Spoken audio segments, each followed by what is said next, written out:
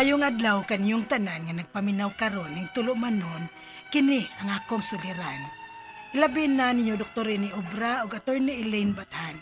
Ingon man sa mga artista nga maghatag og kinabuhi ning akong suwat suliran. Tagua lang ko sa pangan nga Mer, 62 anyos, minyo og may siyam ka mga anak. Taga Carmen, Bohol. Punto legal kining akong suliran. Kabahin kini sa yuta nga among gitikad sud na sa mga 30 na katuig. May nangangkon manggod sa halos katunga ni ini. Aron niya hisabtan, ingon ini ang mga panghitabo.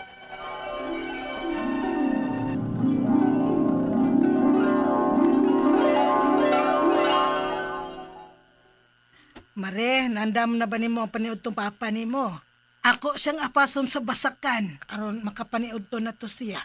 Na, masuko ra ba na dayon kung malangay kog hatod. Kay, dali kun mo siyang mapas mo kung malapasan na sa oras sa tingkaon. Ay, humay na maoy. Nanadihas basket, kanang naas Tupperware, ang utang Bisaya na, ug kanang giputos na kog dahon sa saging, ang buwad na nga imong gipasugba ganina. Ang kanon na nasad ana usa ka Tupperware. Aw, andam naman di ay na. Wa man ka nag-ingon, oy. Nalasigad to na ko, aron makakaunas papa nimo. Ay, ang tubig day oy nga naas gamay nga galon ma. Aw, di tuod ang tubig. Unya unsa man di lang ka magpakuyog. Madara na nimo. Ay, ayaw na.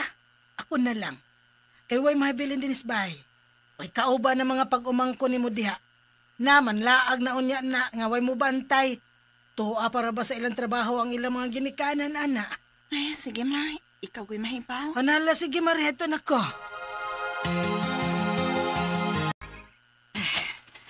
Ay, hain naman ni Spalding. Wa man din sa iyang payag. Kasagaran, anira man unta na siya sa iyang payag ngayon arong orasa kay magpaabot na ako sa iyang paniud to. Ay, tuara ay. Naaraman di ay sa tumoy sa basakan. Uy, yun na. Kinsa man ang iyang gikasulti. Nga nagwara-wara man siya sa iyang kamot. Nasuko na siya. Kinsa man ang iyang gikasulti. Wala kang kailan to. Si Erning matuga siya naliga na lang.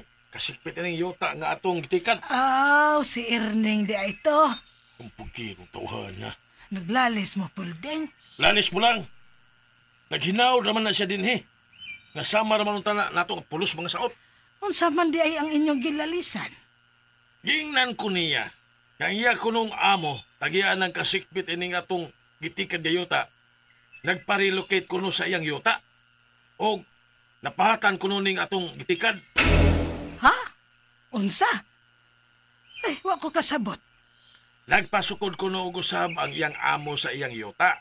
O ilang nahibawan, nga ang ilang yuta miabot sa atong gitikad sa pag-usab na og sukod. O hula-hula ha. Ang dapit pagyud sa tubigan, ang ilang ang kunon. Ha? Ang dapit sa may tubod, Pulding? Gani ila pa kuno na. Mao nga dili na kuno ko niya pahilabton ditong dapita kay siya nay mutikan adto. Oy. Mutuod ay dayon ta anak niya? Oh, Erneng? Anak manggunutos na iya tong kuyog niya. Ay, yun sa di ay. Di ko musugot, men. Kaya ilang kuhaon ng luna nga may tubig. Kay usaon naman ning atong mga tanom. Ha? Magpaabot lang niya itag mauwanan, aron nga patubigan ning atong basakan. Ha? Recorded by X Thunder Gaming.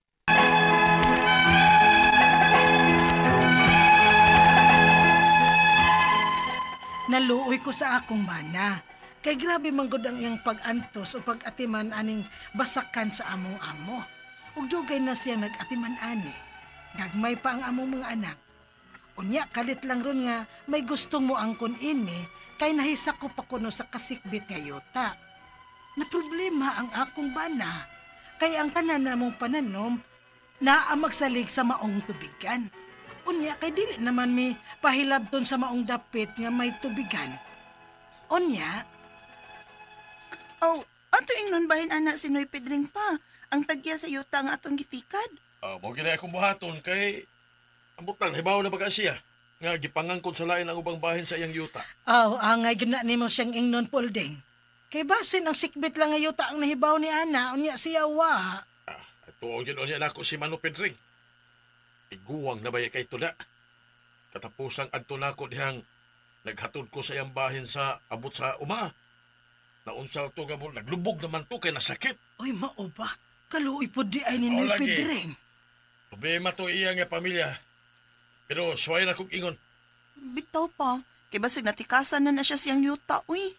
Ang maayo anak pa no, magpasukod po siyang usab siyang yuta. Aron maklaro yun ba kung sa kasikbit pa ba na niyang yuta ang may tubigan o giangkon lang na nila?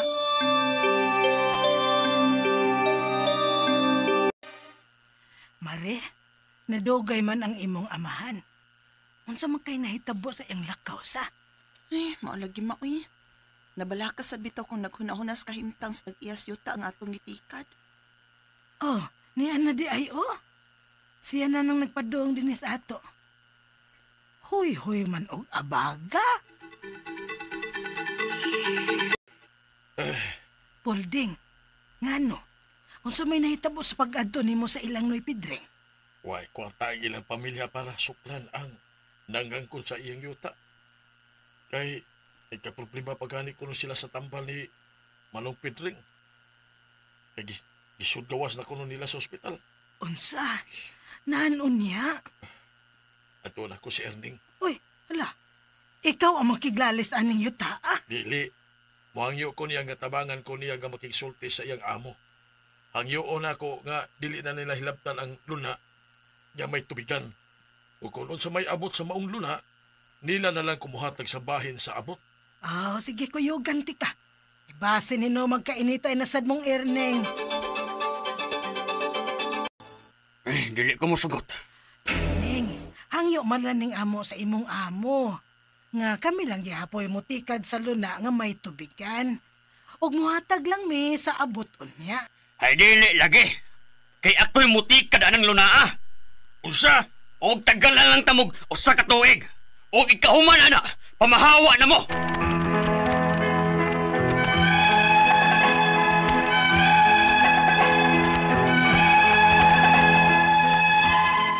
Nisuway mi og hangyo sa tag-iya sa kasikbit nga yuta. Nga kun ila magyud ning lunaa, kami lang gihapon ang mutikad og maghatag lang mi niya sa among abot. Okay raman unta og batasan ang tag-iya sa yuta. Apan ang nag-atiman ini, mo'y isog og istrikto kaayo. Ang akong mga pangutana mao kining mosunod. Unang pangutana. Kanang yuta nga may tag-iya na. Pwede ba di ay na nga mausab ang sukod ana bisag dugay na kini niyang gipanag-iya? Kay kini di ay kunong among gitikad ron sa kasikbit pa ning yuta. Ikaduhang pangutana. Halos katunga sa luna nga among gitikad sa kasikbit pa kuno ning yuta o gusto nilang kuhaon. Mapapahawa ba di ay mi nga 30 kapin katuig naman mi nga nagtikad ini? Ikatulong pangutana. Among giingnan ang tag-iya sa yuta nga magpasukod sab siya sa iyang luna aron maklaro. Apiki pamanggod sila sa kwarta. Makatabang ba ini ang agraryan aron may makalibre og pasukod? Ikaupat o katapusang pangutana. Okay raman unta ang batasan sa tag-iya sa kasikbit nga yuta. Apan kining iyang sinaligan mo'y istrikto kaayo. Kay siya man kuno ang mutikad sa halos katunga sa among gitikad nga mao ang tubigan. Og gitagalan mi niya og usa ka tuig aron kami mamahawa. Siya bagod ang magbuot o may katungod nga mubuhat ni ana. Palihog, tabangi og tambagi ko. Kini ang akong suliran, Mel. Maayong adlaw mga sukintig paminaw kini si Attorney Elaine Bathanog. Ako today ang muhatag ninyo og tambag, tubag, solusyon, kalinawan sa inyong mga pangutanag, mga problema na may punto legal, personal, mga pangutanang emotional, kabahin sa tuang mga relasyon, kapikas, kabanay, tung bana sa tuang asawa, sa tuang mga kaminyoon, sa tuang anak, at tuang mga dokumento. Ipadala na tanan ang inyong suwat sa suliran_612@yahoo.com. gmail.com or sa ato ang Facebook account nga kini ang akong suliran official writers page. Pwede sa datong ipadala sa 3rd floor Jose R. Martinez Building, Osmeña Boulevard, Cebu City. Kumusta man mga guys, mga girls, kumusta mo ma'am, sir, no? Hinaut-unta nga sa matag paminaw ninyo sa tuang programa, diri ra katawa, lingaw ang inyuhang makuha no sa drama, pero inigabot sa mo ang tambag, hinaut-untang naamoy makuha nga mga pagtulunan, mga inspirasyon nga magamit ninyo no kung maabot man ganing sitwasyon nga maginahanlan mog mga legal or mga medical nga mga tambag no. Greetings, no? And a big shoutout sa tanang mga nag-like ug nag-follow nato sa Facebook. You can like and follow me sa Elaine Tantenko Bathan on Facebook or Attorney Elaine sa TikTok ug sa Instagram. Pero katong mga wa na makapaminaw sa mga radyo nila karong adlaw naatay DYHPRMN Cebu nga Facebook account din, mapaminaw ninyo ang mga programa nato sa atuang stasyon, no? Dili lang ang kini ang akong suliran, naata ng mga programa nato dinha, no? Kani, you're braver than you believe and stronger than you seem and smarter than you think. Simple kayo.